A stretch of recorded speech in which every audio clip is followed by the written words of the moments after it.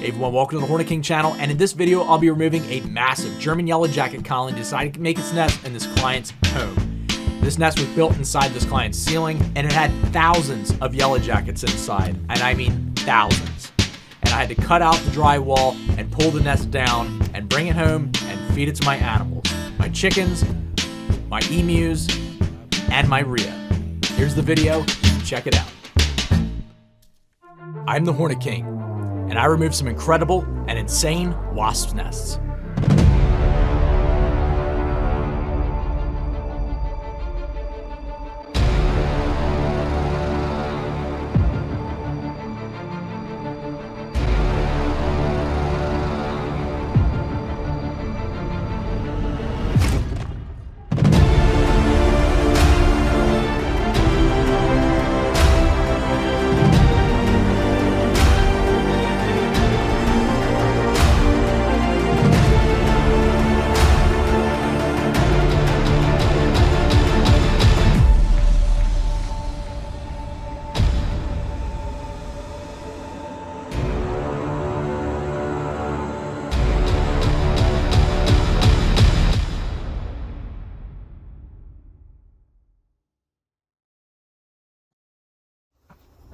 So when a client calls me and says they have yellow jackets inside their home, 75% of the time they're German yellow jackets, Vespula germanica anthic.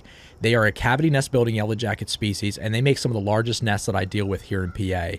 And this client's house has a dormer that sticks out from this upstairs bedroom, and dormers are a notorious weak spot for allowing pests inside the home. Yellow jackets can get underneath of the flashing that is to protect the dormer from getting water inside of the ceiling space, but unfortunately there's a little bit of a gap there that allows yellow jackets to get in, and they build these nests inside either the wall structure of the dormer or in this case in the ceiling structure.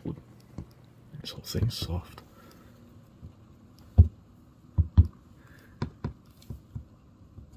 This whole thing's soft. Alright, so let's get to it.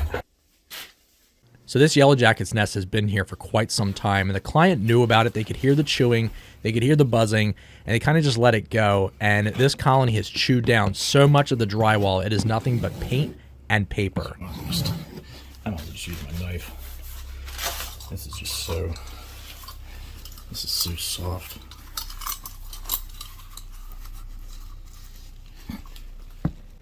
So pretty much this whole area where the stain is very, very soft. So I knew that it wasn't going to take very much to cut open this space. So I had my key saw handy, but the problem is with a keyhole saw, when the nest is already touching the drywall, is that it makes so much vibration and it stirs them up a lot. So I wanted to use my razor blade to just cut through the paper and paint. Seeing that they weren't chewing through evenly through the drywall, you would hit some hard stuff and then you would hit really soft stuff, so it was kind of tedious to cut that without making too much vibration. But unfortunately, that's what I did. I made a bit of vibration as the knife went right through some of the softer spots, and they just started pouring out of that hole. So even though I know that there's a stain there that I could see and soft spot that I could feel, I really didn't want to have to cause too much cutting into this space because I don't really know what's above me. I don't know how much there is of actual space that the nest could be built in, so I didn't want to just go cutting a massive hole into the ceiling even though the drywall is already compromised. I leave that up to the homeowner and whoever they choose to have come and repair their drywall about how much they actually want to take out and how much they want to actually repair. So I try to keep my cuts to a minimum, but in this case, the comb was touching the drywall and pretty much all of these spots where these stains were, so it didn't even matter. I ended up just cutting the whole thing anyway. But it's always my rule of thumb to start smaller and cut bigger if I have to. But look at the numbers in this thing. This nest was well over 10,000 yellow jackets in this colony. I mean, this thing was absolutely booming with yellow jackets. So people will often ask what constitutes as being a massive nest as opposed to a large nest, as opposed to a super nest, etc. So the way I make that distinction is actually by the numbers of the colony compared to the size of the comb, and then lastly is the size of the envelope. So some colonies can have about 2,000 yellow jackets inside the colony and have a massive amount of envelope. And then some of the more large colonies can have less envelope. But that doesn't mean that just because there's not a lot of envelope that it's not a massive nest. So super nests are just multi-season nests. So it doesn't necessarily have to do with the girth of the nest. They are just typically larger in size, but not necessarily larger in colony. So I hope that kind of clears it up a little bit. But you can see that this nest was about probably 36 inches, maybe even 40 inches long. It went up about probably 4 tiers high or 4 comb high, and it had a ton of queen cells in it. But look how much they chewed away at the drywall. That is so thin that just touching it, it was just like touching a thin sheet of cardboard. But they had chewed through so much of that plastering board that it was down to almost down to the paint and paper. And you can see all the yellow jackets flying around inside that room. I mean, they were mainly going to the window, and that's why I leave the lights off inside of a room when I'm removing a nest. So that way they're attracted to windows. It's a lot easier to vacuum up yellow jackets off windows than it is off of light fixtures and ceiling fans, as you can see behind me. So I like to try to keep all the lights off inside the room, and that way they're just attracted to the window. But that doesn't mean that all of the yellow jackets inside the room are all at the windows. The light illuminates the walls. These walls are white, so yellow jackets are going to be at the walls as well because they're attracted to the light that's reflecting from the window. But that still gives me an easy target because the majority of them are at the window itself. So just doing a little bit of damage control inside of the space. Even though that the nest is already exposed, I don't want to just reach up in there and just pull it down with all the yellow jackets all over it because they're going to leave the space. I try to keep everything as contained as possible. I know that's hard to do in an instance like this when I have yellow jackets already flying around the room, but I don't want to add to that problem because that's more that I have to clean up at the very end. And I do go around and spend about probably a half hour just vacuuming up yellow jackets from a room space as it is. So I just vacuum up off the comb as I go. So I'm exposing more by cutting out a little bit more drywall and exposing more comb to vacuum up any more yellow jackets, plus getting some of the envelope. And I just do this process. It's more methodical than it is trying to be fast at it.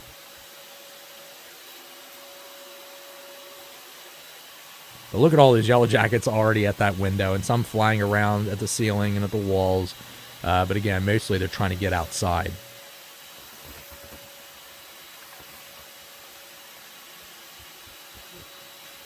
The other thing that happens too is once you open up a space and you vacuum up a lot of them, the yellow jackets will try to retreat into between the layers of comb.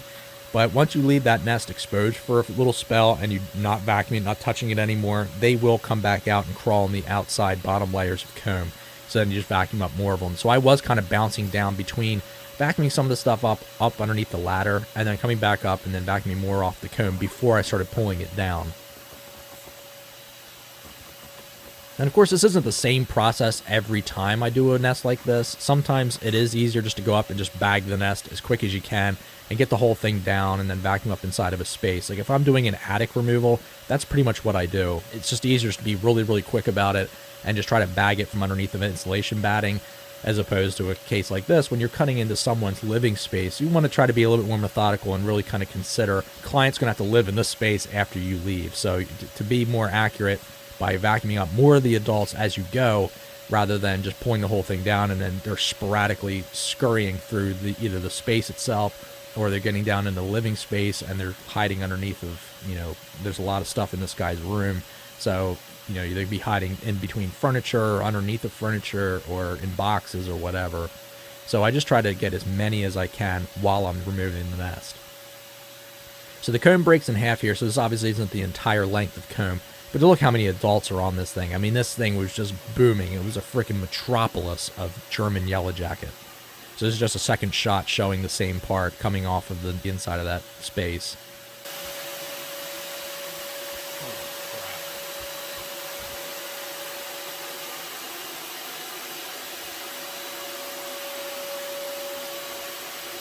And when I am grabbing these nests, I do get a lot of yellow jackets on my gloves.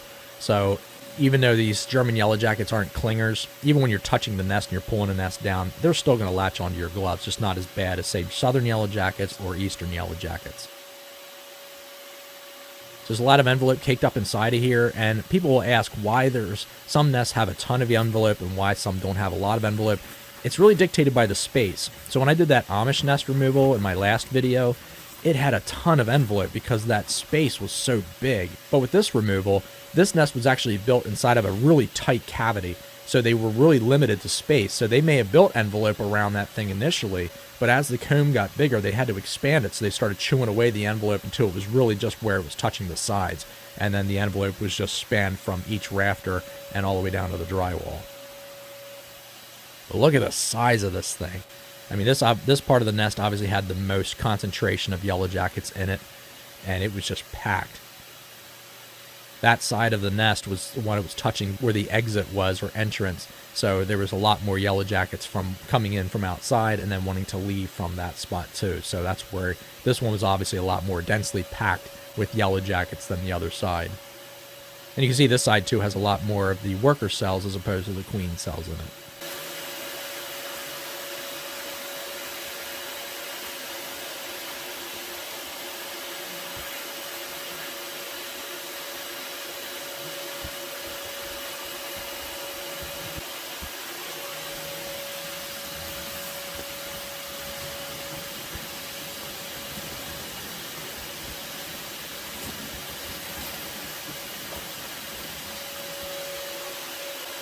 And something to consider too, if you look at this nest, is how many cells are in it. So people will ask, like, how does it get to be so many thousands of yellow jackets in a colony?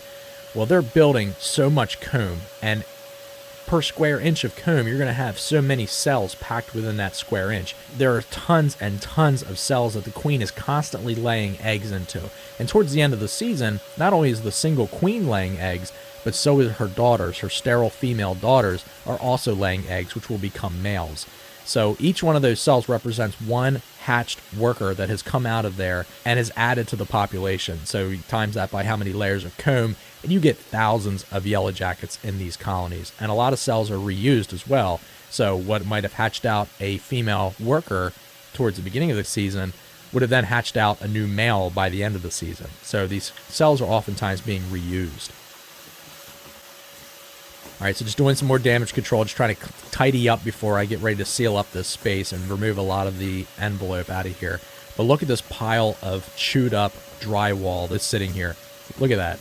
Massive pile of just chewed up drywall. So they would chew up the drywall itself and then just haul it over to a unchewed part and just pile it there. I noticed that with my Flavipulosa colony, that I relocated to a box that I filled with dirt to make it pretty much like a ground nest for them. And they were doing the same thing. They were balling up the soil and they're just basically just dragging it other parts of the box and just laying it there. So there's little piles of little bits of soil laying there. So that's pretty much what they did with the drywall. So just because a colony like German yellow jackets, just because they're typically a cavity nest building species, does not mean that they cannot or will not nest in the ground. I have removed a couple, very few, but a couple German yellow jacket colonies that were nested in the ground. Most of the time, if I'm removing a ground nest, it's either southern yellow jackets, Vespula squamosa, or eastern yellow jackets, Vespula maculifrons. But even Vespula vidua will also nest in the ground as well. So there's 3 different colonies that are typically my ground nest building species. Most of my cavity building species are not just German yellow jackets either. There's sometimes southern yellow jackets will also nest in spaces.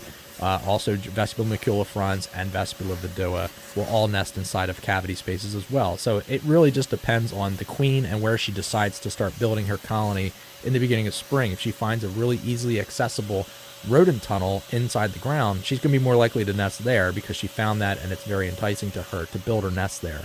In this case, this German yellow jacket queen floated around in the springtime, found this dormer, found an easily access into the cavity space, and said, this is where I'm building my nest. So that's why she built it there.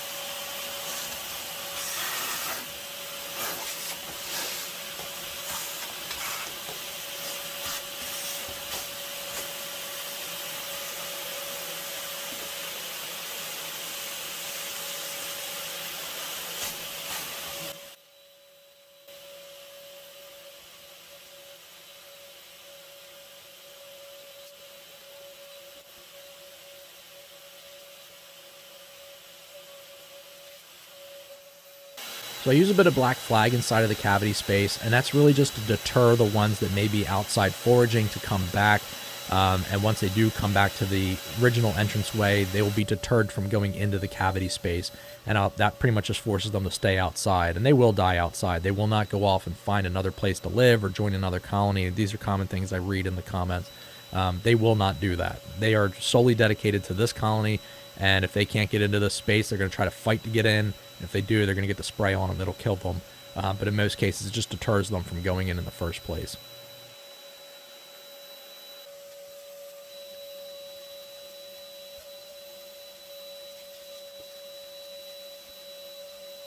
So vacuuming everybody off of those windows is completely clean and spotless. I moved a lot of stuff around on the floors, looked behind furniture, just to make sure I got as many as I could. Now, the client may see a couple floating around, and that's totally normal, and they just have to kill them as they see them. But this nest was about 8 to 10 pounds worth of just girth and just tons of mass to this thing. It was incredible.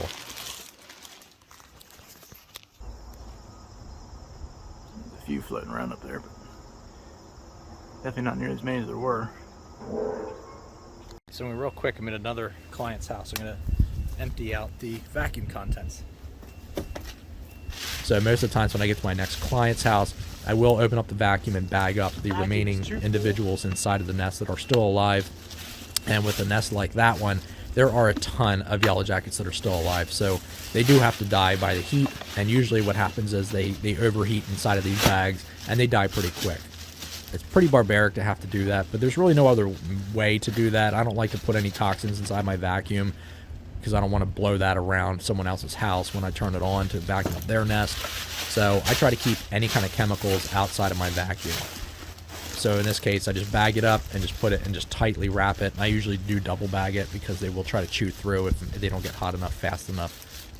So every day when I get home, and I've done, say, anywhere from 5 to 9 nests a day, I have to dismantle these nests and get them ready to either be fed to my animals right away or I put them in my fridge. But in this case, this colony had already overheated. So any of the workers that were still on the comb, when I put them into the bag alive, they overheated and they died. The larvae are still alive. The larvae can withstand some extra heat for a longer period of time than, say, the adults can. The adults are very sensitive, and once they become overheated, they die pretty quick. So what I do is I open up these bags one by one, and I vacuum off any of the remaining foragers or the remaining workers that are still alive on the comb. I don't want to feed the nest to my animals that have a bunch of active workers on it that are still trying to defend the comb itself. Another way I'll contend to that is I'll put the bag into my refrigerator, and that basically cools down the yellow jacket. So it's just the complete opposite. It cools them down so far, so that way when I break the nest apart and give them to my birds, the workers are not able to fly. So they pretty much just crawl around on the ground, and they basically die from exposure. They won't be able to fly off and start another colony or join another colony from there. But they will die pretty quick, and they won't be able to sting anybody because they're so cold. So there's no concern of them stinging my animals.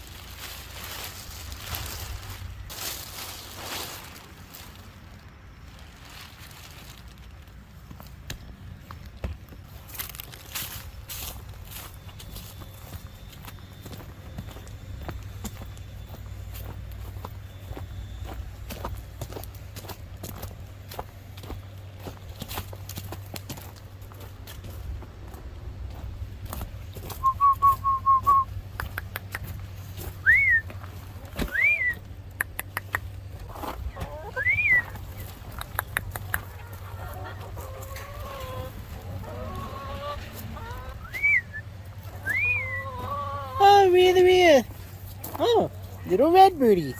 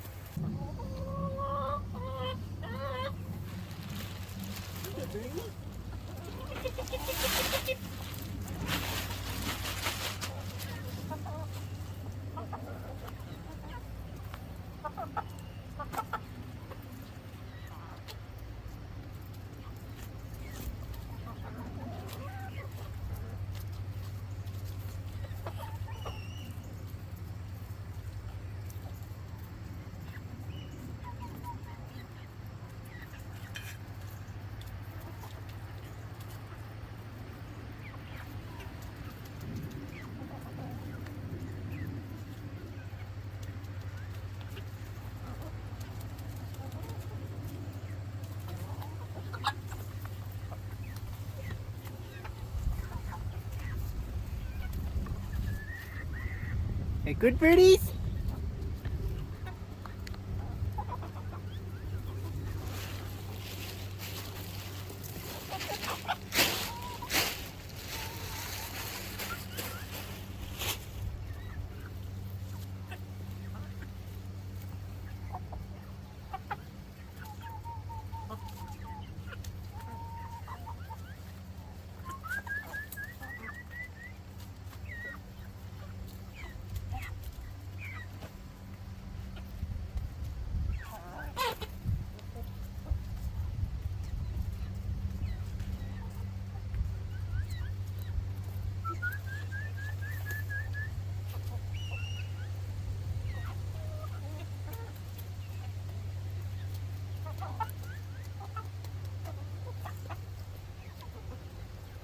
Little red birdie.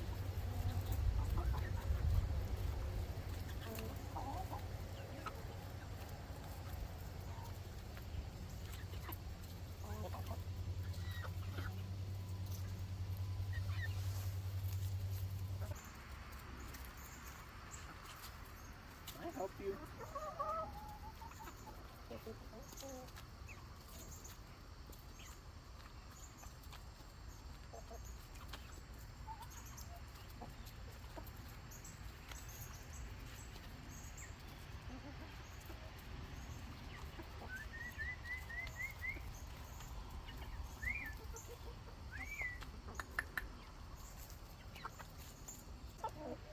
Hello, birdie.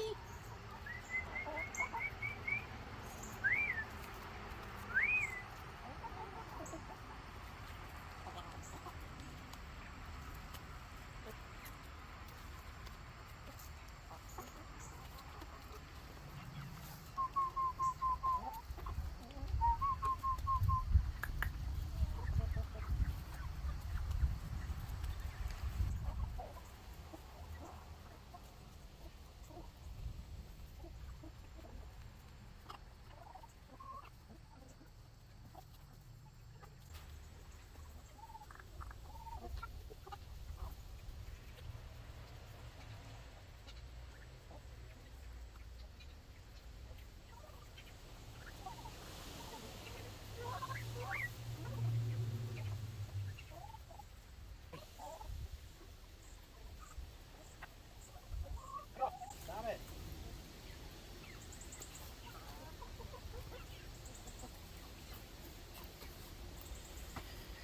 Alright, enjoy your nest, birdies.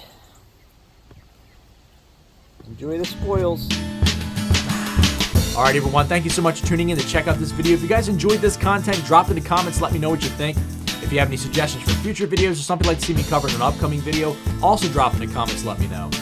If you guys haven't subscribed already, please consider doing so and hit that bell notification down below, and that way you guys get an update anytime I do post a video. Alright everyone, thank you so much for tuning in to check out this video and supporting my channel, and I'll catch you on the next video.